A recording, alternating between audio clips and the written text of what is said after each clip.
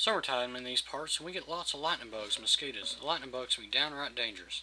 Take the 4th of July. I'd gone to town for the fun and the frolic when along came Barry and John. He walks on a peg leg and has a large spider tattooed on the end of his nose. We don't see much of him, 'cause he eats so much bear meat. He hibernates all winter.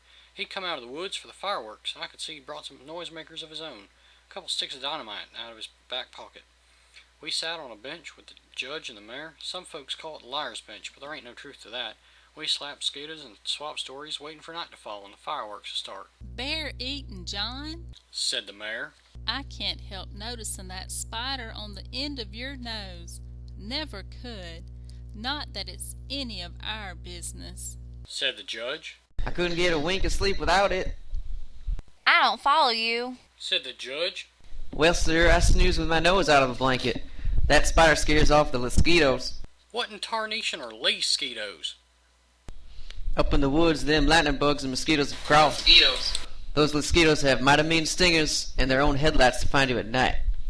Well, we mulled that over for a bit, for natural history is entitled to serious thought and discussion. Then I said, Barry and John, you ever tasted a mosquito?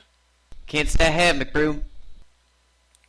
Better than frog legs, and a lot more meat to the bone. Last year we had skeeters so big you'd need a barn door to swat them. Folks used them for stew meat. I'll attest to that.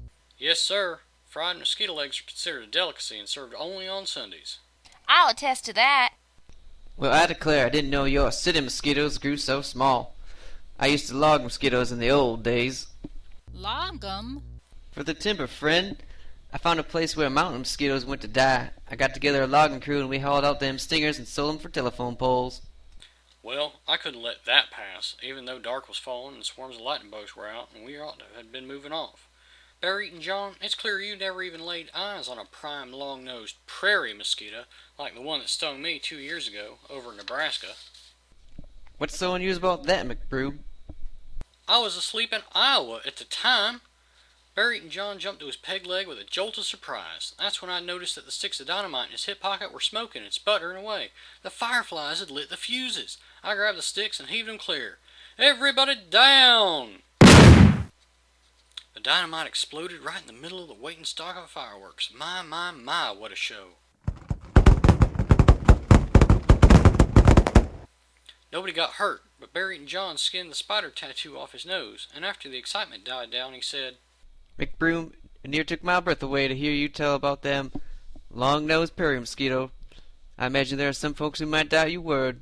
Well, I'll vouch for your truthfulness. I can even produce evidence. Evidence?